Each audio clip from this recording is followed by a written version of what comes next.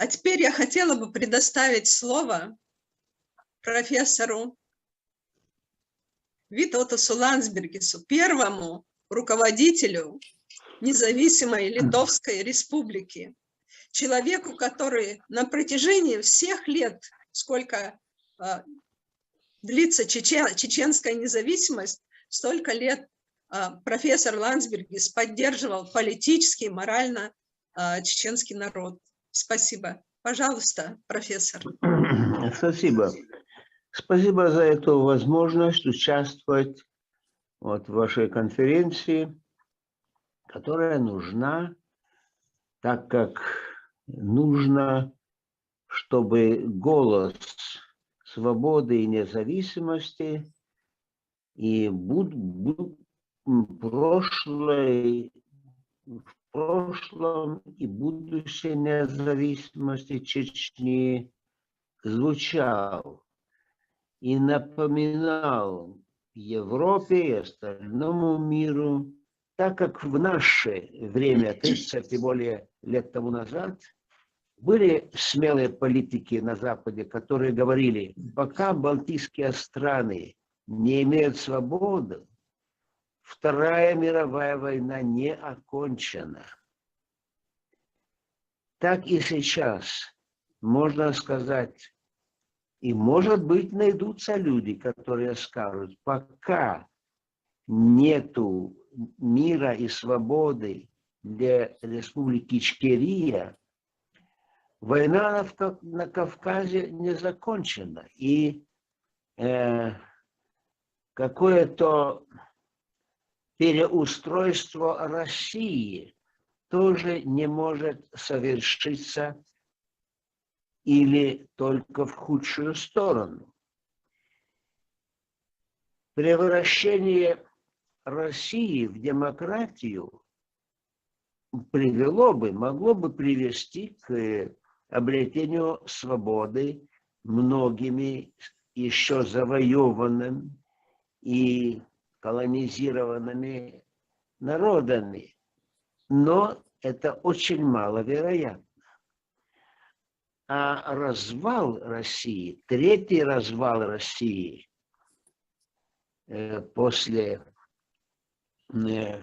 Советской революции и после провала горбачевских перестроек, третий развал России неминуем, потому что тамошние политики не справляются с задачами, которые выпали на их долю.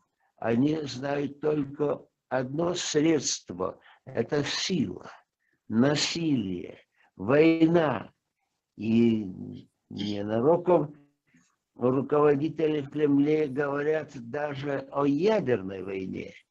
Вот если мы будем вынуждены, мы можем начать малую ядерную войну. Даже до такого сумасбродства доходят. А изменить мышление о том, что мир и мирное переустройство – это самая большая победа, для них это пока умственно недостижимо.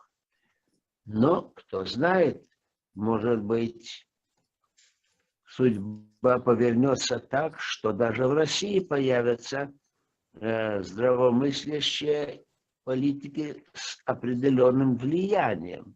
Пока их нет.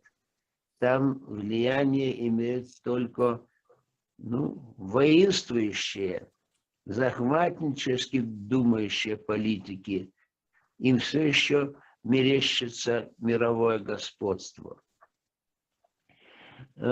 Позвольте мне несколько сказать соображений или наметок на будущее Республики Ичкерии или Чечни, или Чечении, как кто иногда называет. На Западе все еще называют Чечней или Чеченией.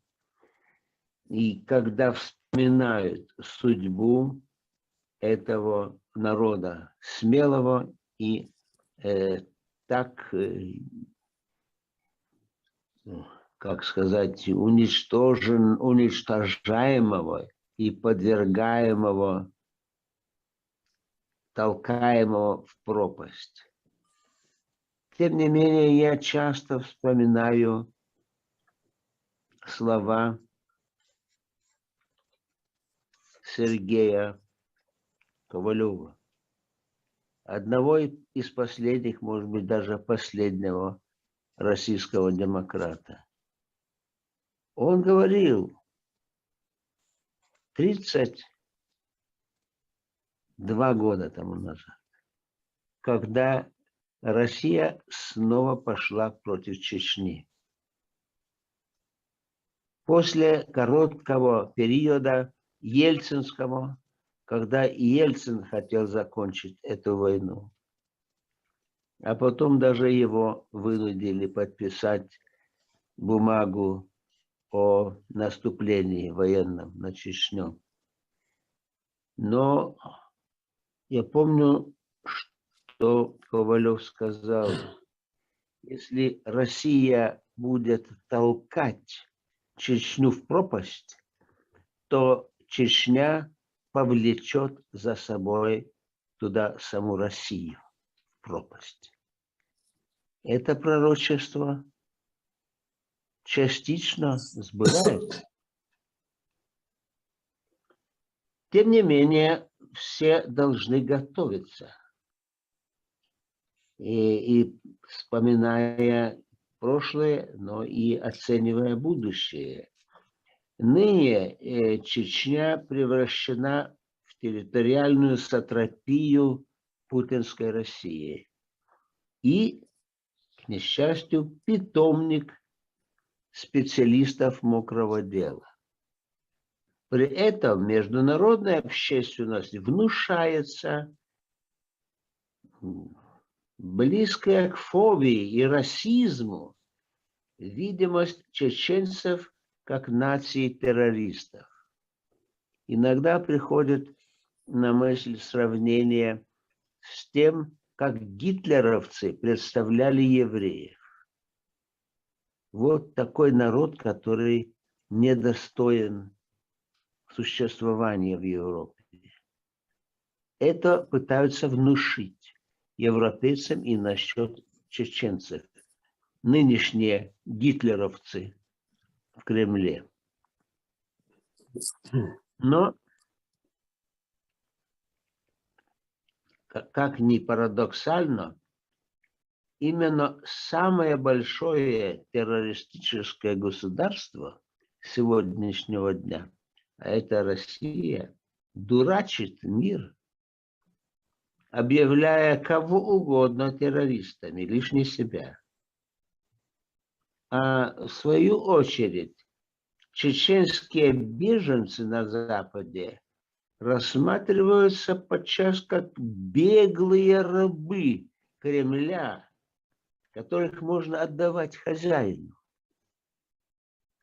Это деградация даже Европы. Эти деградирующие демократии охотно возвращают чеченцев хозяина. Это стыд и вина Европы, которых она еще не осознает. Но политики-гуманисты должны напоминать, должны сопротивляться таким посулам. И что в перспективе? В перспективе, как я сказал, развал, третий развал России. Более чем вероятный. И при этом неминуемом развале, когда и Белая Русь, возможно, обретет свою свободу, кадыровская Чечня, даже кадыровская, с большой собственной армией, еще может натворить большую беду на всем Северном Кавказе. Это никак не перспектива к миру и счастью. Но это позволяет ущербное мышление. И в Москве, где любое уменьшение державной карты воспринимается как трагедия человечества. Эта концепция достойна разве что дурдома, захваченного пациентами. А тут, вот в эти времена, о которых мы говорим, небольшой народ на покоренном вроде бы навеки Кавказе восстает. Это при развале СССР и снова провозглашает себя независимой страной Хаджи Мурата, Шамиля и Джохара Дудаева. Понятно, что после двукратного поражения, которое независимая республика Ичкерия нанесла вроде бы всемогущей России, после этого двукратного поражения в новых колониальных войнах уже постсоветской России пролилась ненависть в старой метрополии по отношению даже к народу чеченскому, граничащую с геноцидом. Парадоксально, после этого геноцида Москва сейчас выплачивает огромные репарации. Кабы только сатрапия сохраняла верность метрополии. Это такая международная коррупция. И вряд ли там имеет отношение какое-нибудь право даже путинской России. Лишь бы кадыровцы не портили карту.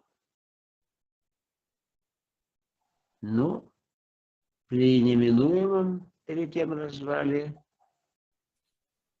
Кавказ может превратиться в еще одну очень большую трагедию. Как жаль, что не состоялась или пока не состоялась мечта Джохара Дудаева, которую он излагал мне летней ночью 1992 года в Паланге. Мирный Кавказ. Мы договоримся между собой. Мы не будем воевать между собой. Только без России. Я уверен, что и Азербайджан с Арменией договорились бы между собой без России. Но сколько времени еще пройдет,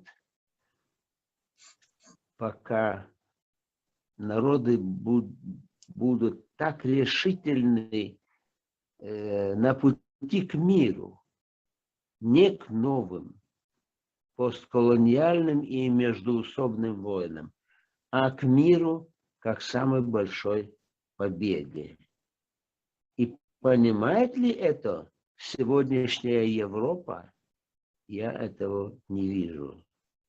А ведь Кавказ – это часть Европы, это рана и судьба Европы.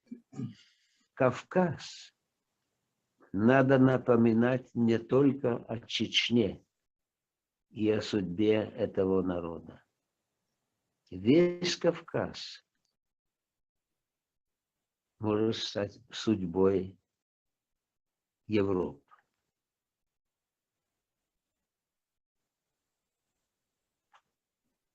Но, тем не менее, при своем горьком и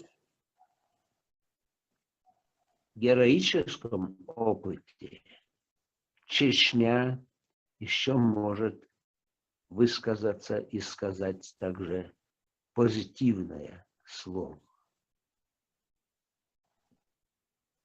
Мы не отступаем, но не отступаем и от принципов человечности. Мир сейчас стоит на границе неизвестного. То ли победит человечность, то ли победит бесчеловечность. Если победит бесчеловечность, то и человечество не станет. Поэтому каждый народ стремится к человечности.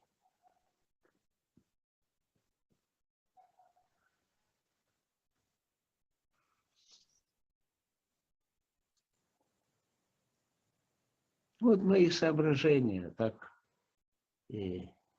могли бы быть организованы, если бы кто-то этим занялся. Очень важные международные, не только политические, но и идеологические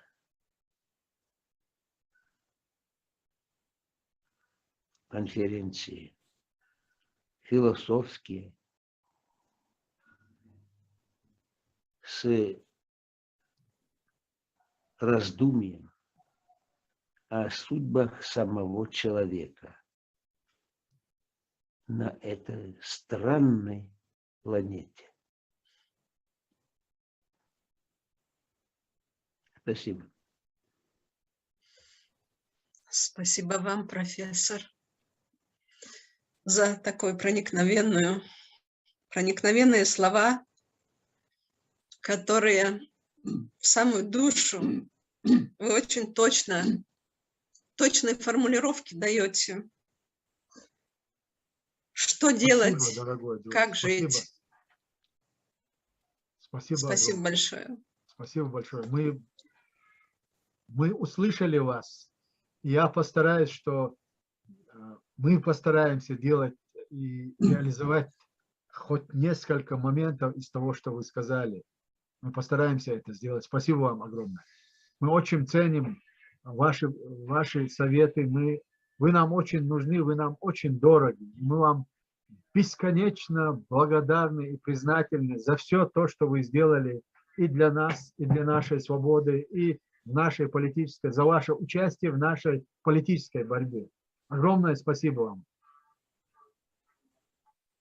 Вот именно понимание ситуации, в которой сейчас находится чеченский народ и Чеченская республика, я хочу предоставить слово Ихвану Гериханову, председателю Национального трибунала Чеченской республики Ичкерия по военным преступлениям. Баркал. Салам алейкум, дядя Холод. Я приветствую всех участников. Честно говоря, как председатель Национального трибунала по военным преступлениям, мне бы не хотелось выступать сегодня, потому что, будучи судьей, я не имею права давать ни политические, ни юридические оценки. Поэтому позвольте мне переквалифицироваться у гражданина Чеченской республики Ичкерия. Ахмед сказал, что 25 лет он наблюдает и участвует. Я участвую 30 лет с первого дня, когда я сумел глотнуть воздух свободы и чаяния своего народа. Это было в 90-м году. Я сложил свои полномочия народного судьи и пошел с народом. Я также хочу выступить от имени делегата Общенационального конгресса чеченского народа, от имени члена парламента первого созыва и как бывший председатель Конституционного суда. Вот с этой точки зрения Ахмед у меня забрал много хлеба, потому что все юридическое обоснование уже сделано. Но я бы хотел бы, с позволения ведущего, просто указать на некоторые моменты нашего народа, особенно для тех, кто слушает наших друзей, наших братьев по духу. Хочу констатировать, что чеченский этнос как таковой, он появился, так скажем, в мире за 2000 лет до нашей эры. Первое же упоминание в документах свидетельствует о том, что в греко-римской истории, что этнос Нохчо существовал, имел свои правила общежития, которые свойственно сегодня называть государство, имел свою систему обороны, которая сегодня именует один из принципов создания государства. И, честно говоря, нас за всю историю до появления первого государства чеченцев, это Дзордзукетия, нас использовали в различных ситуациях, как воинов, как людей, которые всегда стояли за честь и свободу. Даже первый царь Грузии Картласиана попросил себе в жену чеченку для того, чтобы породниться с этим родом, впоследствии которые и использовали, мы защищали и Грузию. Поэтому, уважаемый Ахмед, я считаю, что наш суверенитет возник нашего народа именно во время правления Дзордзукетии, это 4-3 век до нашей эры. Вот и считайте, сколько веков мы боремся и восстанавливаем свою независимость, свой суверенитет.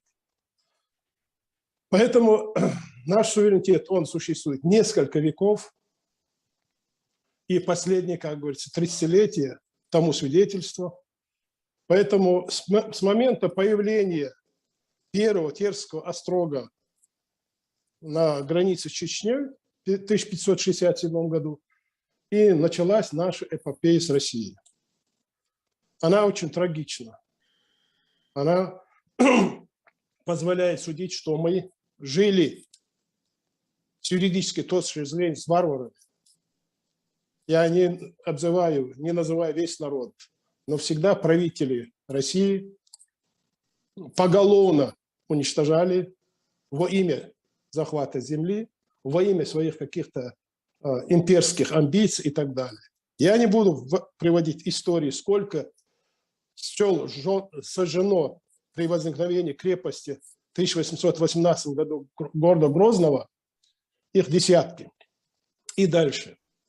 Поэтому нас не спрашивали, вот с этого времени нас не спрашивали, с кем мы хотим жить, как мы хотим жить и какие наши привилегии. Нас постоянно захватывали, нас уничтожали, мы оборонялись, мы никогда не переходили чужие границы, если это не нужно было для защиты своих рубежей. Поэтому, когда и возник конфликт на территории уже Чечни, защищая его сыны, как Шейх Мансур, как Беноевский и так далее. Я сейчас перечисление их много времени займет. То есть такие Байсангуры, такие Мансуры у нас были на протяжении всей нашей жизни, и сегодня они существуют. Только их названия, имена другие. Нас не спросили, когда, вернее, народ не спросили, когда создавали Горскую республику, потом его убрали.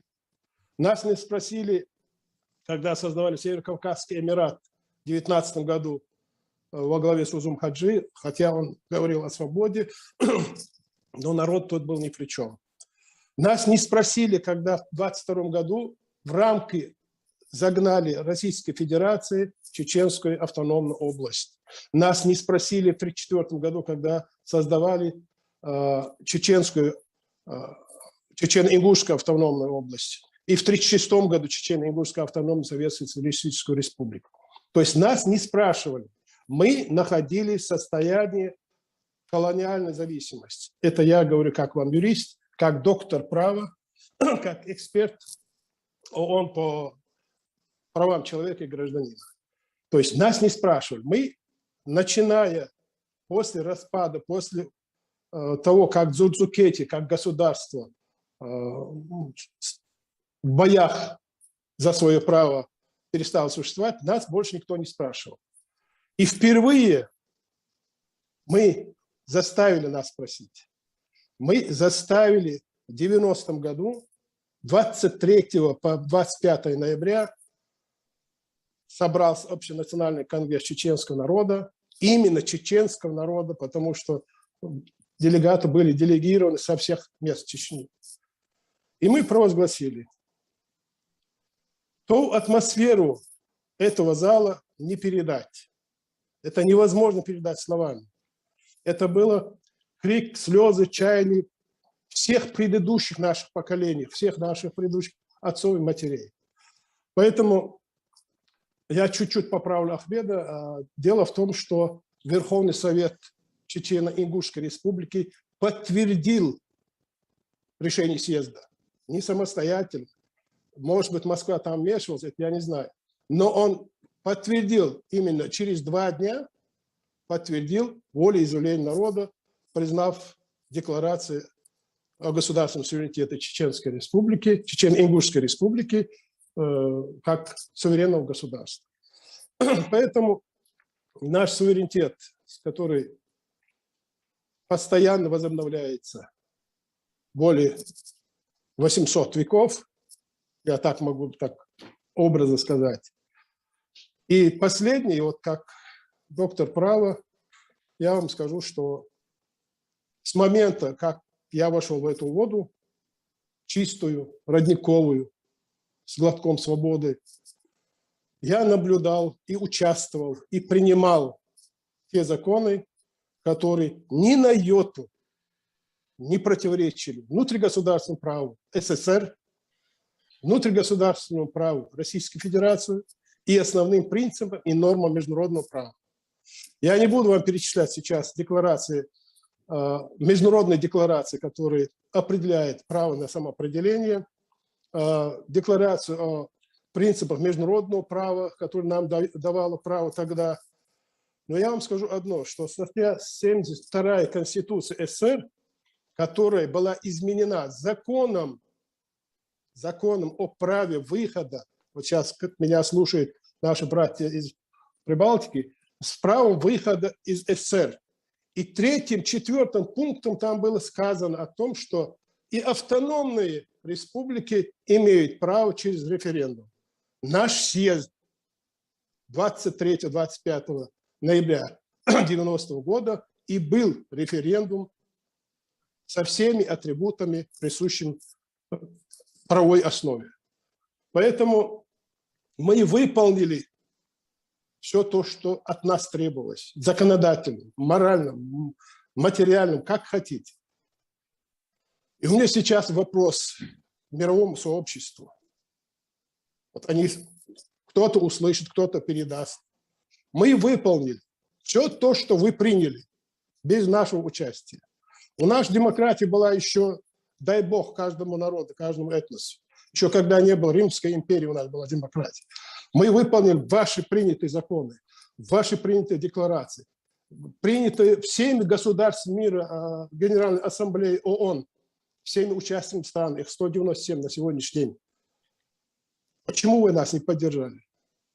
Почему вы, дав нам это право, не защитили с нами это право? На каком основании мы были оставлены самим себе с варварами?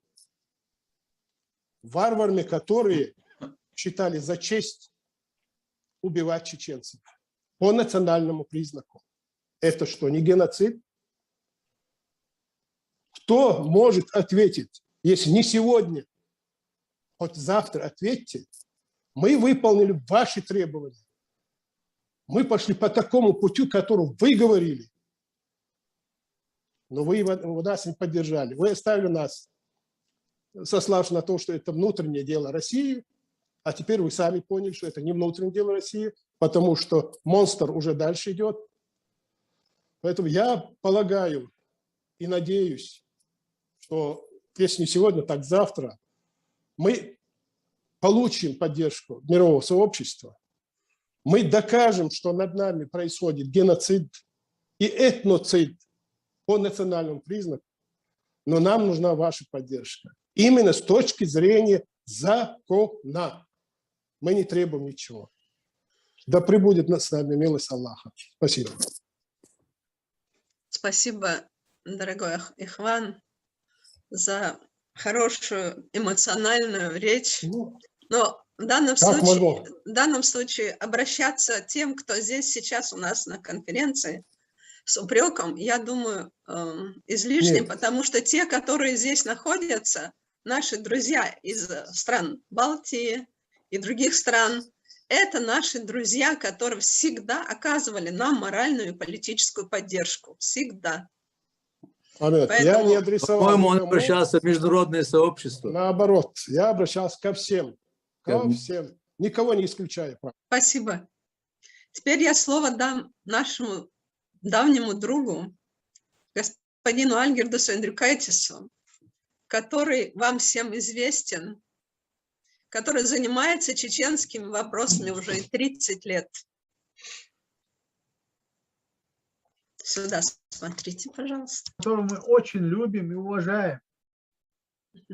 Мы еще раз приветствуем. Дигду. Дигду. Салам маршал ду Шуга. Он его. И пару исторических заметок, как Литва с Чеченией связи имела.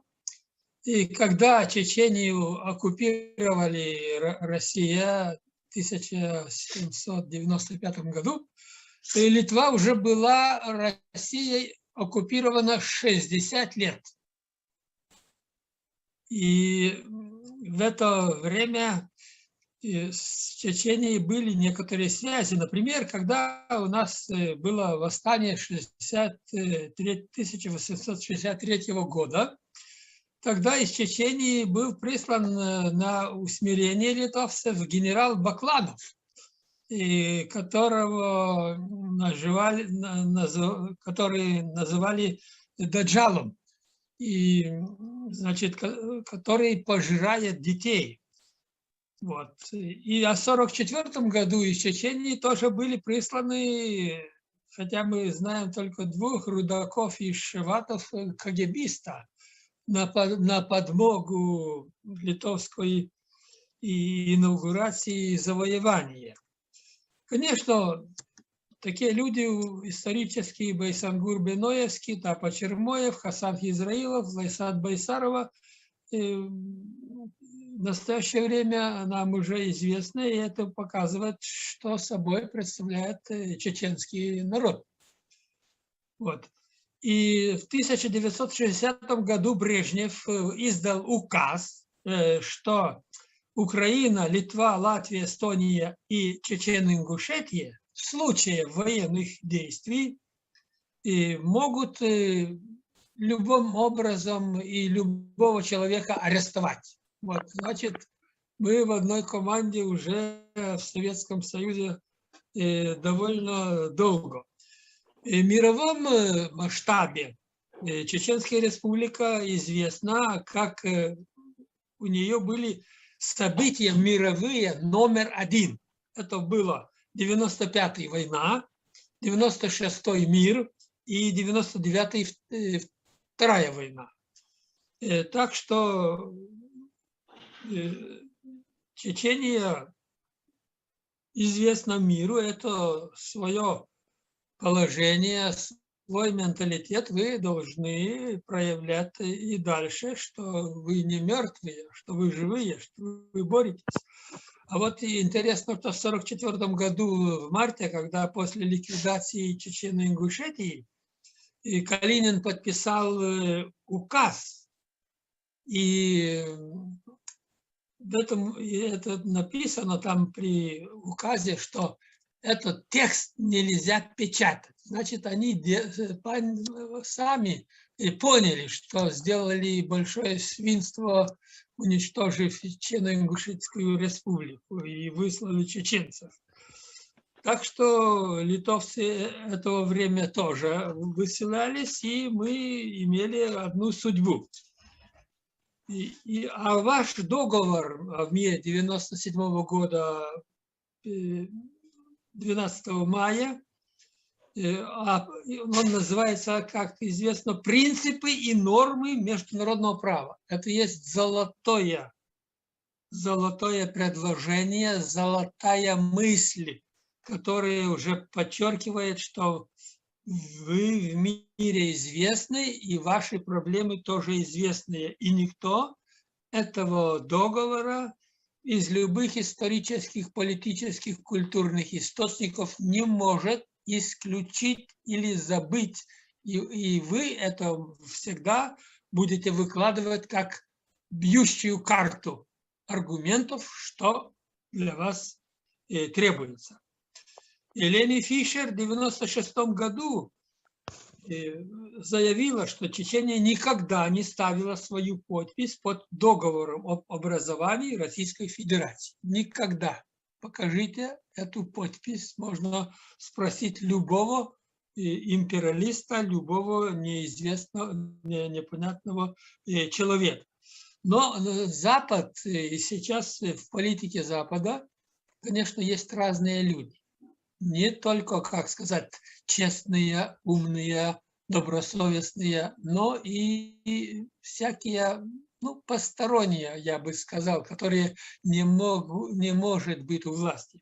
Например, вот в данном случае, если Лени Фишер говорил такие слова, а вот в 2000 году президент Бундеснachrichtendienst немецкой разведки службы Август Ганнинг поезжает в Чечению, и там не то, что там сказать правду, и так, но как бы набирать опыт, как вести борьбу с террористами. Если ты хочешь, и они русские так и сделали, делали наклейку, вот терроризм, и все. И под этим лозунгом не вопрос политики и независимости права ведется разработка, обманывая людей в мире. Есть еще такой интересный момент, надо его, может, вам использовать. В 2011 году Ассамблея Совета Европы имеет такую комиссию, которая должна разбирать национальная интервенция для государства и суверенитет. Вот. Положено ли иметь суверенитет или не положено, и по какой основе. Я думаю, что во всяком вашем политическом действии и обращение с выяснением, что вам выяснили, вы будете представлять свои аргументы исторические, юридические, политические. Можно обратиться, получить, что там, во всяком случае, и получить довольно известно. А другие путают такие известные политики. Иногда вот я процитирую лорда Франка Джада.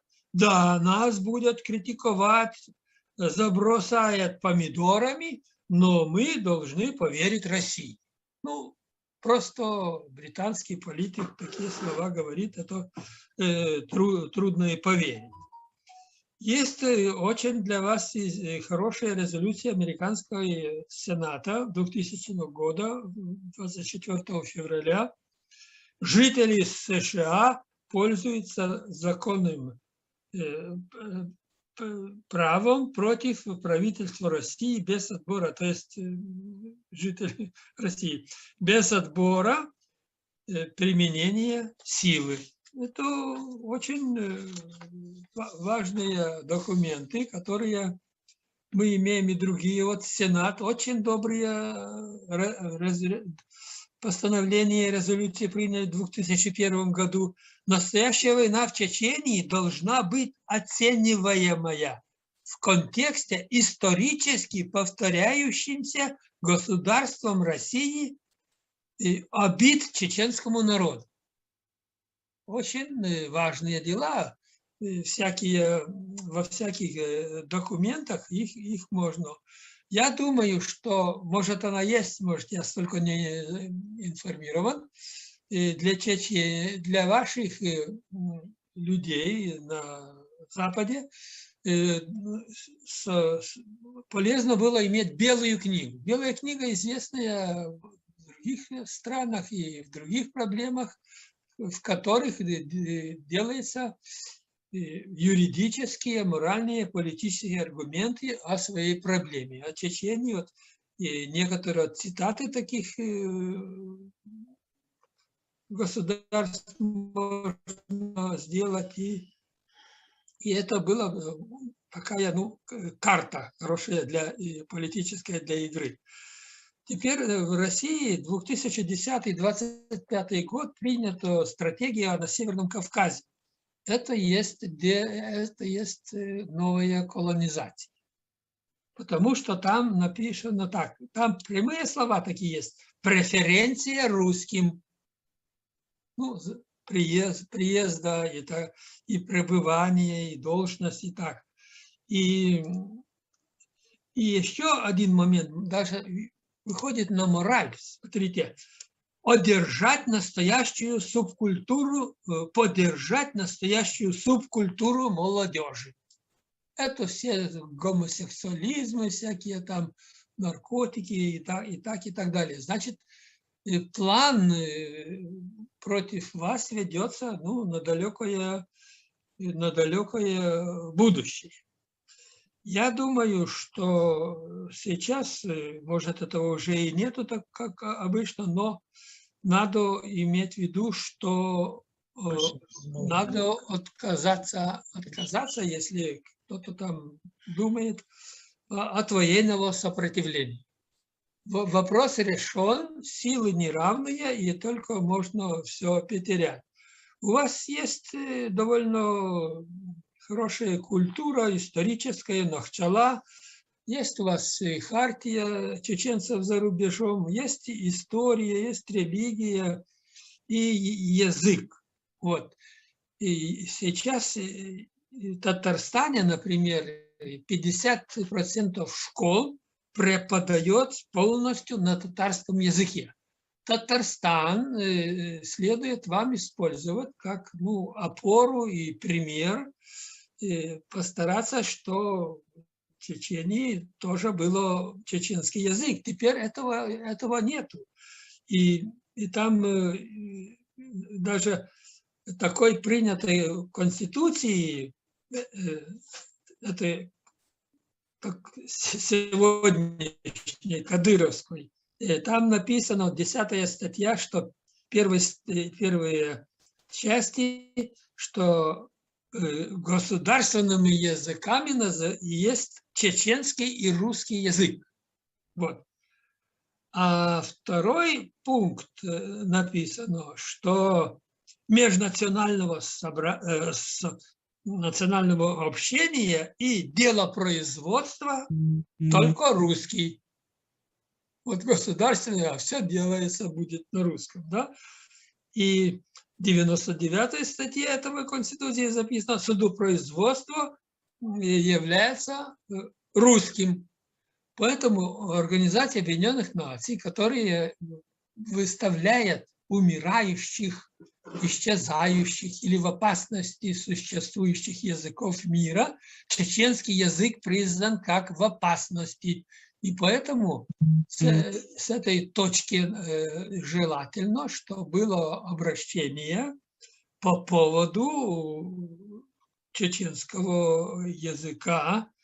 И есть у вас довольные аргументы этого указать, что идет на полное уничтожение. Если взять, я мне попался документ Чеченского государственного педагогического института, там нет вообще, на 2 местах только есть, где есть, значит, дошкольное воспитание нет, но к чему? Чеченский язык не присутствует. И история тоже не преподавается. И в единственном месте, где производится университеты на чеченском языке, это есть одна дисциплина чеченский язык. Но к чему?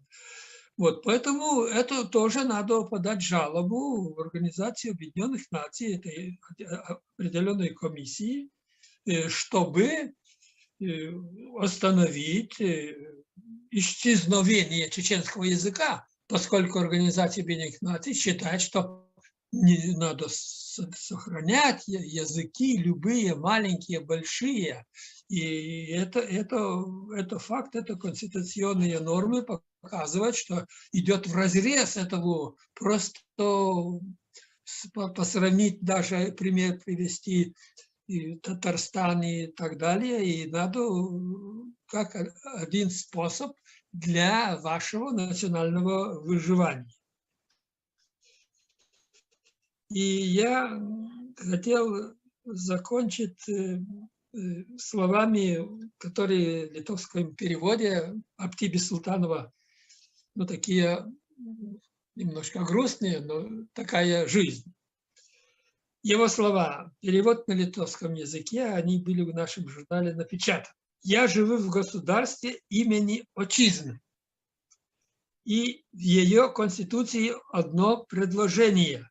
Каждый гражданин имеет право на могилу в Отчизне. Его столица – дом матери.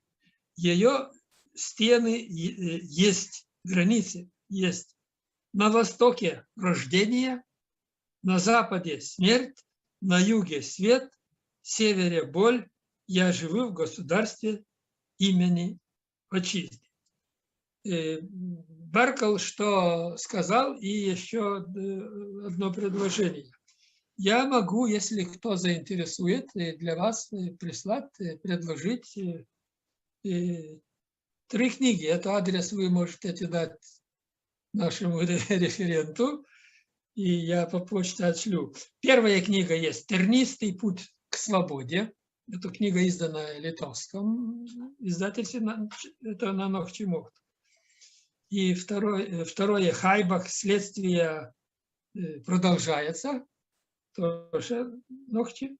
И 3-я книга «Генерал Ермойл». Это будет, ну, подарок для нашего знакомства. Диктую. Беркл. Спасибо, уважаемый Альгердас, за такую Спасибо, разнообразную речь, разнообразные советы, которые, конечно же, нам пригодятся. Спасибо большое, что вы приехали и приняли участие. И, надеюсь, еще будете с нами. Я сейчас хотела бы дать слово нашему тоже давнему другу Ритасу Купчинскасу, бывшему многолетнему, 20 лет был членом Сейма Литовской Республики. Все эти 20 лет. И 16 лет. И до начала этого периода, будучи в Каунасе, поддержке независимости Чечении. Да. Защищал Чечению и независимость. Пожалуйста, господин Спасибо Ритас. большое, дорогой Аминат. Поздравляю всех участников конференции, особенно руководителя правительства Чари Ахмеда Закаева. Спасибо всем вам за политическую и идеологическую борьбу всем вашим правительством за восстановление чеченской независимости. Я тоже спасибо и Альгердусу Андрюкаевичу, старому коллеге наших дел. И думаю, что его глубокие мысли о дальнейшем развитии чеченского народа, о его политическом будущем, Я хотел много мыслей очень, которым я тоже вовсю поддерживаю, хотел сказать. И некоторые вот особенности. Смотрю по телевизору и радио, и взаимоотношениях, и всяких договоров, и всяких встреч политических деятелей разных стран. Все говорят, мы за хорошее отношение с Россией, но мы поддерживаем целостность, территориальную целостность украинского государства и так далее, и так далее. Иногда мы слышим о поддерживании целостности, территориальной целостности грузинского государства. Но как-то, особенно в последних годах, как-то мало говорится, что все-таки очень важная тема, очень трагическая тема есть оккупация чеченского государства. И я думаю, что если раньше, даже вот когда началась Вторая война, когда боролись чеченские воины за свою независимость в 1999 году и позже, и тогда вот даже парламентская ассамблея Совета Европы тоже даже, значит, Россия была, значит, остановленное членство России даже. Извините, не так. Было, значит, не дали голосования, значит, Ассамблеи Европейского Совета. Тогда мы тоже писали и обращения нашей группы, и на разные международные организации. Тогда эта тема была очень важная в том времени. Но думаю, что теперь я тоже слышу многие ваши акции и другие для восстановления независимости. Но все-таки нужен более широкий подход к теме чеченской независимости, восстановления чеченской независимости. Это должно все время подниматься не только в Европейском парламенте, но и в Совете Европы на парламентской ассамблее. Этой ассамблее тоже участвует Россия, и она очень так бурно реагирует и на поднимание темы о Чечении. Так и думаю, что все-таки эта тема на международных отношениях должен быть на рабочей карте наших политиков и других, которые поддерживают Чечению и его независимость. Ну, еще пару слов. Вот я имею документ в 1997 году, когда была уже признана Россией фактическое признание Чеченской республики Ичкерия и признана Россией. Тогда мы в 1997 году, 6 декабря, прибыла делегация парламентская Чеченской республики, возглавляемой Идиговым. И мы вот подписали коммуникат. Пришлось как председателю группы подписать мне, и Идигов, и вся делегация Чечении встречалась и председателем Ландсбергисом, и также заместителем председателя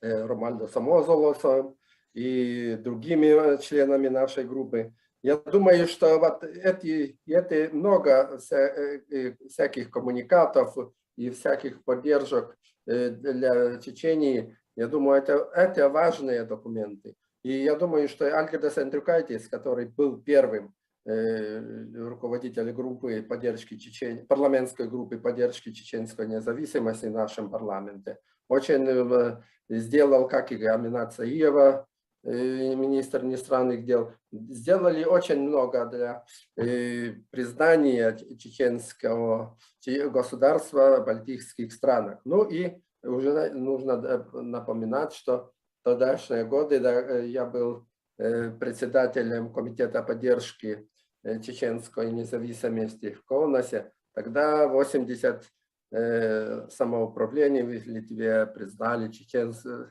требовали бы признать независимость Чеченской Республики. Спасибо всем, и я очень благодарен, что пригласили на эту конференцию. Спасибо, Аминат, спасибо Ахмед Закаеву и спасибо всем участникам. Спасибо, дорогой, спасибо. Мы всегда рады вас видеть, и нам всегда не хватает с вами общения. Спасибо вам большое за то, что вы есть, за то, что вы сделали. Спасибо. Спасибо.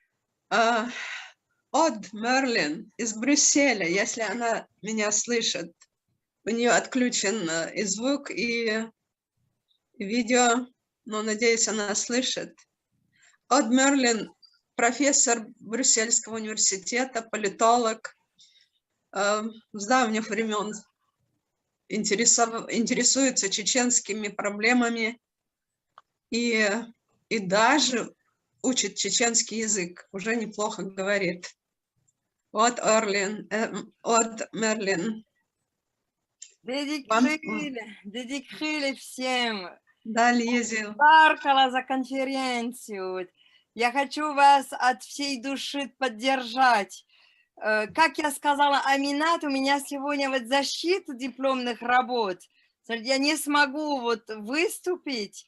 Я просто вот я хотела отблагодарить вас всех и сказать вот дала Алла Дойла шо шайн самагат, то те шукесты гурдуй, эн могшо. И то, что я хочу сказать, что я очень надеюсь, что вот те чеченцы, которые вот живут разбросаны по всей Европе, что они смогут вместе вот сотрудничать и подумать, и тоже вот разработать проект будущей Нохчичвах, завтрашний Нохчичвах. Если бы я могла вот подольше остаться, я бы вас спросила, какой вы видите идеальной Чечней на завтра.